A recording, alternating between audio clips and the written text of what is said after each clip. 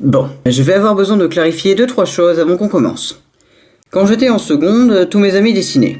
Je voulais pas être en reste, alors j'ai commencé à m'entraîner moi aussi. J'étais pas très bon, mais je progressais vite. Le problème, c'est que j'ai toujours été trop ambitieux pour mon propre bien. Alors après seulement quelques mois, je me suis dit que ce serait marrant de produire un dessin animé entièrement par mes propres moyens. Et comme si ça suffisait pas, je me suis dit que ça serait une histoire interactive, avec plusieurs fins différentes. Ouais, je sais, c'est absurde. Je savais pas dessiner les mains à l'époque, voire même un chat, et je pensais que je pourrais faire un dessin animé complet à moi tout seul. Ouais.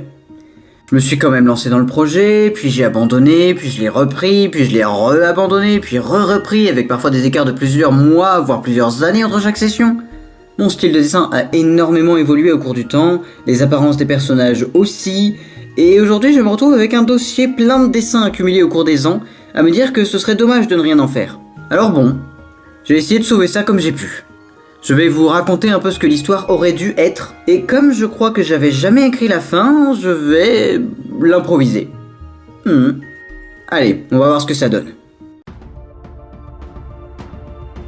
Notre héroïne est une gamine, probablement fin primaire, début collège.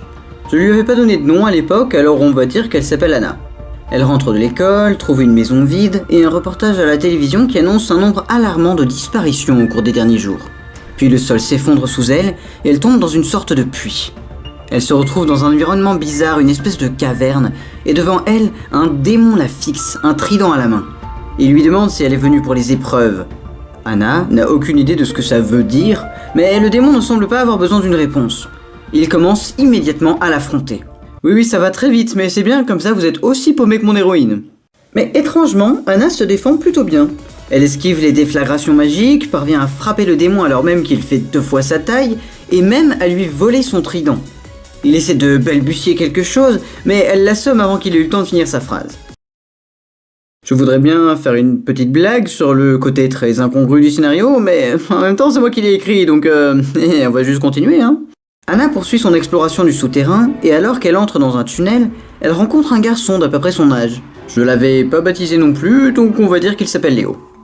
Léo nous informe qu'on est en enfer, et qu'il vient juste de mourir. Apparemment, dans cet univers, quand on rejoint l'autre monde, on a 2 choix.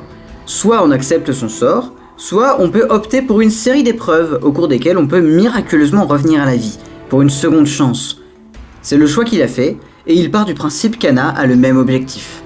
Anna n'a aucune foutre idée de comment elle s'est retrouvée mêlée à tout ça, alors qu'à sa propre connaissance, elle n'est pas morte. Mais elle décide de se joindre à Léo quand même. Ils sortent du tunnel et arrivent sur un pont, depuis lequel ils peuvent admirer une gigantesque ville en contrebas. L'endroit est sale, en ruine, et les gens ont l'air misérables. Peu après, ils passent sous une arche, et il est temps pour la 2e épreuve. Encore une fois, il s'agit d'un combat, cette fois-ci contre une démone. C'est probablement pour cette partie-là que j'ai fait le plus de taf.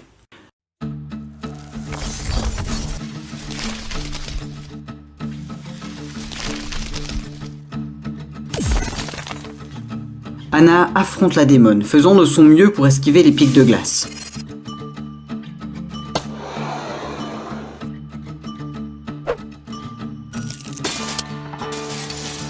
Au cours du combat, d'étranges marques violettes lui apparaissent sur les joues.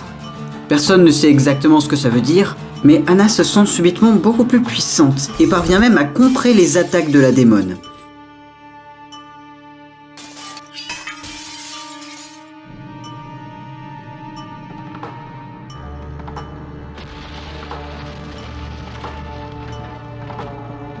Léo profite de la confusion pour s'emparer de son bâton magique, lui permettant ainsi de mettre fin au combat.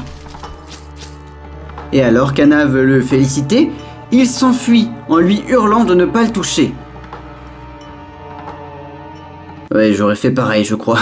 Anna se retrouve donc seule et décide de poursuivre son chemin.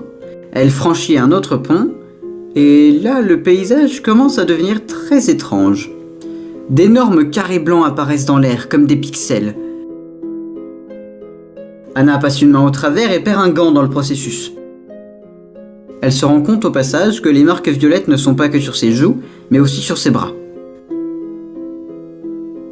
Anna continue d'avancer et rencontre un nouveau démon. Celui-là ne semble pas particulièrement motivé à l'affronter et préfère se planquer derrière son trône. Lui, je me rappelle que je lui avais donné un nom, il s'appelle Vendredi, mais avec un Y. Pourquoi j'ai nommé ce personnage-là spécifiquement mais pas les autres, vraiment je ne sais plus du tout. Mon cerveau est en endroit assez étrange des fois. Bref, Vendredi nous apprend que Léo vient de disparaître à travers l'un des pixels blancs, qui sont absolument partout à ce stade. Anna demande ce que c'est que ces machins. Vendredi explique que chaque fois qu'un humain réussit les épreuves, pour que le miracle de la réincarnation puisse se produire, il faut qu'il emporte un petit morceau de l'au-delà avec lui. C'est ça, les carrés. Des failles, comme des cicatrices qui attestent que le monde a été mutilé par toutes les réincarnations. Avant, le processus des épreuves était beaucoup plus complexe, mais avec le temps, les démons se sont fatigués, et de plus en plus d'humains ont pu accéder à la réincarnation, parfois même à plusieurs reprises. Léo est l'exemple parfait de cette tendance.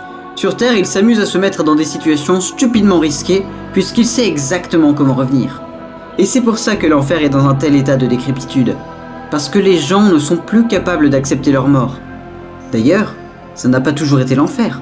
Fut un temps, ce lieu, on l'appelait le paradis. Anna doit faire un choix. La voie est libre. Elle pourrait tout simplement retourner sur Terre, faire comme si de rien n'était. Mais maintenant qu'elle en connaît le prix, peut-elle se le permettre ? Et puis, il y a le mystère de son entrée aux enfers. Est-elle vraiment morte ? Ou bien est-ce que la frontière entre les deux mondes se fait plus ténue alors que l'enfer se décompose progressivement ? Et que se passera-t-il s'il s'effondre complètement ? Anna choisit de partir à la suite de Léo. Dans la dimension pixel, il n'y a rien qu'une infinité blanche et pas de gravité.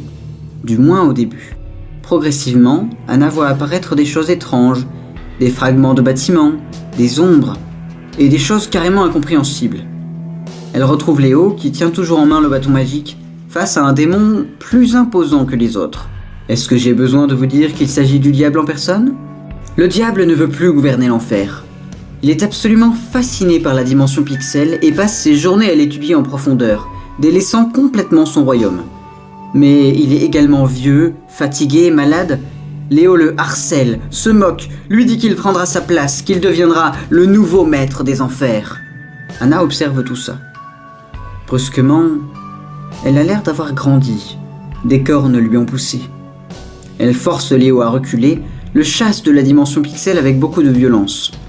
Mais le diable est si faible, il peut à peine tenir debout. Anna le prend dans ses bras avec tendresse. Il s'effondre presque aussitôt, comme s'il avait compris. Anna n'a jamais été une humaine ordinaire. Elle est celle qui est destinée à lui succéder. Bientôt l'enfer s'effondrera sur lui-même. Les âmes des morts seront perdues à jamais. Mais elle peut encore changer les choses. Le diable l'avait compris. La dimension pixel est composée de matière pure, celle dont les dieux se servent pour façonner les mondes. Elle peut donc s'en emparer et bâtir un nouveau paradis sur les ruines de l'ancien. Il n'y sera plus question d'épreuves, de démons ou de réincarnation. Il s'agira simplement d'un endroit dédié au repos des âmes. Alors qu'elle se met au travail, Anna observe Léo s'échapper des enfers, courant jusqu'au sommet du grand escalier pour retourner sur Terre. Elle décide de ne pas l'en empêcher. Il a triché autant que possible, profiter du système, il ne le pourra plus. Mais est-ce qu'il ne mérite pas, malgré tout, une dernière chance ?